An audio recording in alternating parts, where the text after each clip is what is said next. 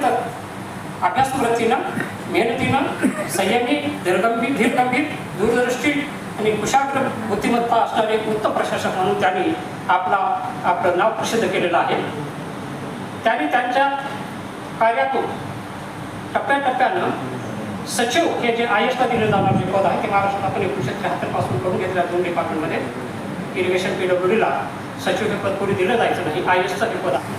Without compromising the ability of the future generation to meet their needs. Okay? So this is basically the simplest definition of the sustainability. So whatever we do today, presently, whatever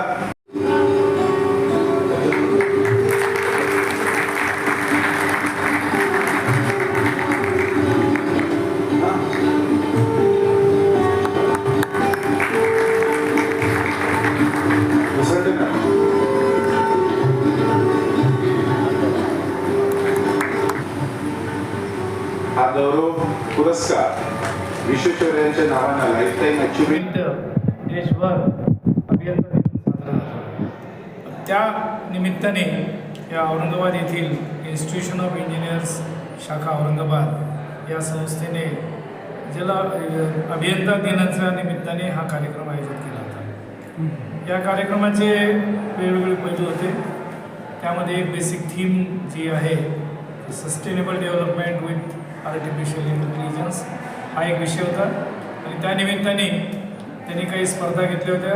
त्या लोकांना पारितोषिक आणि माझा या इन्स्टिट्यूटतर्फे sir M Visvesvaraya lifetime achievement award देऊन त्यांनी मला माझा सत्कार केला, माझं कौतुक केलं असं त्यांनी सांगितलं. किती सत्कार आहे हा या अभियंत्याचा 57वा अभियंता दिन आहे आणि सर एम विश्वेश्वरय्याचा 163वा जन्मदिवस आहे. आणि त्या निमित्ताने प्रत्येक वर्षी प्रत्येक सेंटरला वेगवेगळे कार्यक्रम होतात. तशा प्रकारचा कार्यक्रम यांनी सिलेक्ट केला नाही, त्याच्यामध्ये हा कार्यक्रम झाला. आता माझी नियुक्ती त्यांनी केली याच्याबद्दल अभिनंदन आहे. मी जायकवाडी पाटबंधारे विभाग पैठण येथे कार्यरत आहे. आज मला इन्स्टिट्यूट ऑफ इंजिनियर्सतर्फे आउटस्टँडिंग इंजिनियर्स अवॉर्ड मिळाल्याबद्दल मला खरंच अभिमान पण आहे आणि मला त्यांचे धन्यवाद पण द्यायचे आहेत. त्यांनी मला माझ्या कामाची दखल घेतली आणि त्यांनी मला जो सन्मान दिला त्याबद्दल त्यांचे धन्यवाद. जायकवाडी धरण म्हटलं तर आता मागच्या 3 वर्षापासून 2दा सतत भरलं आहे आणि आता मागच्या वर्षीच फक्त एक गॅप गेला. यावर्षीसुद्धा 100% भरलं आहे. आणि मराठवाड्यासाठी जायकवाडी हे धरण खूप महत्त्वाचं आहे. पिण्याच्या पाण्याच्यासाठी असेल, इंडस्ट्रीयलसाठी असेल आणि इरिगेशन, पर्टिक्युलर इरिगेशनसाठी. तर आम्ही माझी टीम आणि आम्ही पूर्ण प्रयत्न करत असतो हे सगळं सुरळीत पूर्ण नियंत्रण असो, आपलं इरिगेशन मॅनेजमेंट असो, हे सगळं सुरळीत आम्ही पार पाडतो. आणि याच्यानंतरही आम्ही जायकवाडी डॅमला होऊन 50 वर्ष झाले, ते सुद्धा आम्ही आता रिनोव्हेट करणार आहोत. फ्लिप 2मध्ये गार्डनसुद्धा पैठणचं आम्ही पूर्णपणे रिनोव्हेट करणार आहोत.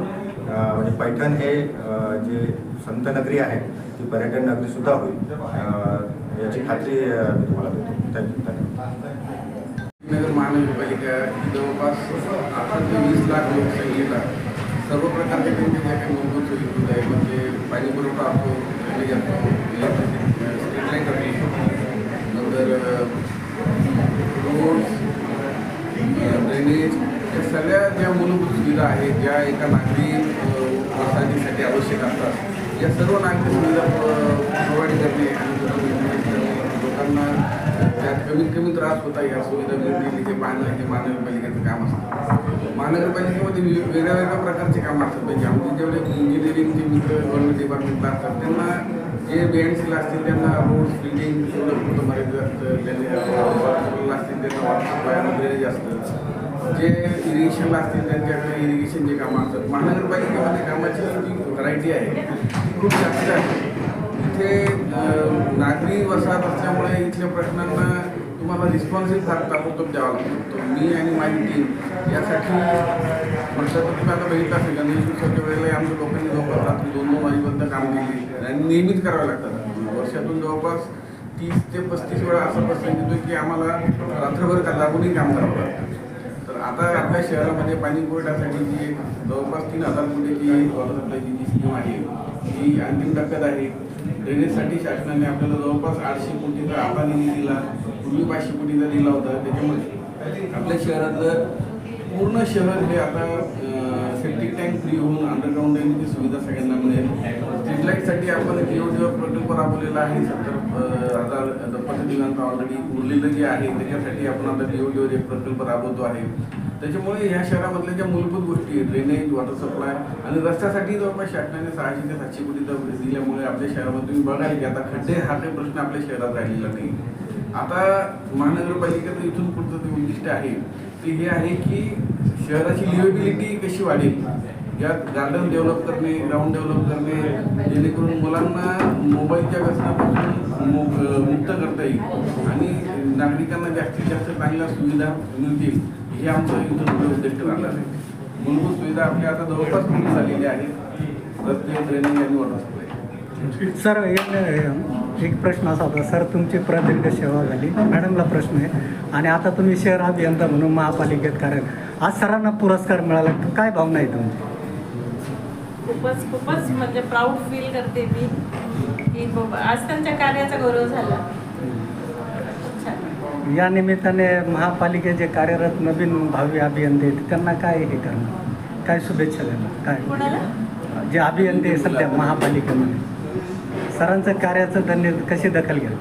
सरांकडनं तर एवढं शिकण्यासारखं आहे की प्रत्येकाचं व्यक्तिमत्व बनून जाईल, पण त्यांनी कोण काय घेतो त्याच्यावर डिपेंड असतं. नवीन याच्यासाठी मी एक सांगेल की महानगरपालिकेला आज हा जो पुरस्कार मला मिळाला आहे ॲक्च्युली याच्यासाठी आमच्या महानगरपालिकेच्या इंजिनिअरिंग विंगला पण रिकग्निशन मिळालं आहे पहिल्यांदा, आणि आता जे नवीन मुलं आमच्याकडे आले त्यांच्यासाठी हे निश्चितच खूप उत्साहकारक राहील की आपल्याला स्टेट लेवलला रिकग्निशन मिळू शकतं. मी engineer Syed KMI institution of engineers इंडियाच्या छत्रपती संभाजीनगर येथील सेंटरचा ऑनरेबल सेक्रेटरी आहे.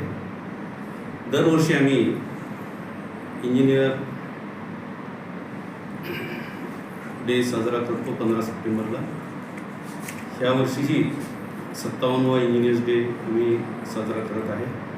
दरवर्षी 15 सप्टेंबरला जो इंजिनियर्स डे साजरा करतो त्याच्यासाठी शासकीय पातळीवर बी आम्ही प्रयत्न करून शासनानेही तो इंजिनियर्स डे दरवर्षी साजरा करावा यासाठी आदरणीय गडकरी साहेबांना 2 वर्षापूर्वी प्रयत्न केला होता.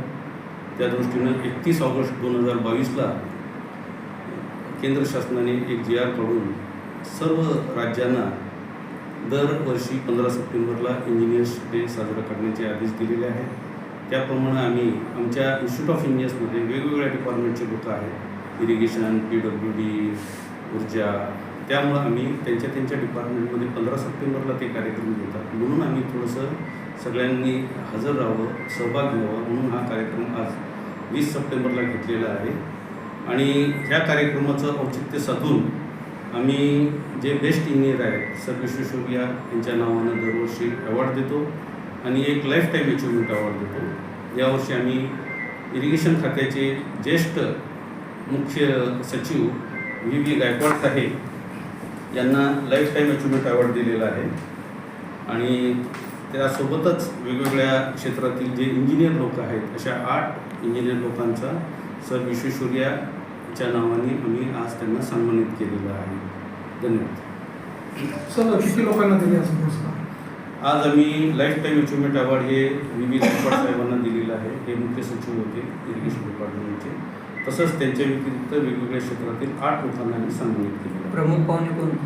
आजच्या कार्यक्रमाचे प्रमुख पाहुणे हे औरंगाबाद शहराचे कमिशनर G. श्रीकांतजी होते.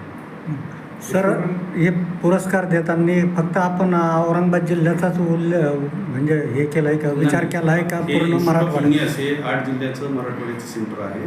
त्याच्यामुळं आपण नांदेड, लातूर, छत्रपती संभाजीनगर इथल्या लोकांचीही नॉमिनेशन घेतली होती आणि त्याप्रमाणे त्यांनाही सन्मानित केले आहे. आता ही आपण ही निवड कशी आम्ही 1 महिनाभर अगोदर ह्या संदर्भात आमचे एक्झिक्युटिव्ह कमिटीचे मेंबर असतात ते त्यांच्या फील्डमध्ये तसेच जे इंजिनिअरिंग कॉलेजेस आहेत, PWD आहे, इरिगेशन आहे, तिथल्या लोकांमध्ये ह्याचा प्रचार करतो आणि त्यांच्याकडून जे नॉमिनेशन येतात आमची एक्झिक्युटिव्ह कमिटी आहे त्या एक्झिक्युटिव्ह कमिटीमार्फत त्याचं हे होतं, स्क्रुटिनी होतं आणि स्क्रुटिनी करून बेस्ट इंजिनियर्स त्यातले निवडले जातात. पुरस्काराचं स्वरूप काय होतं?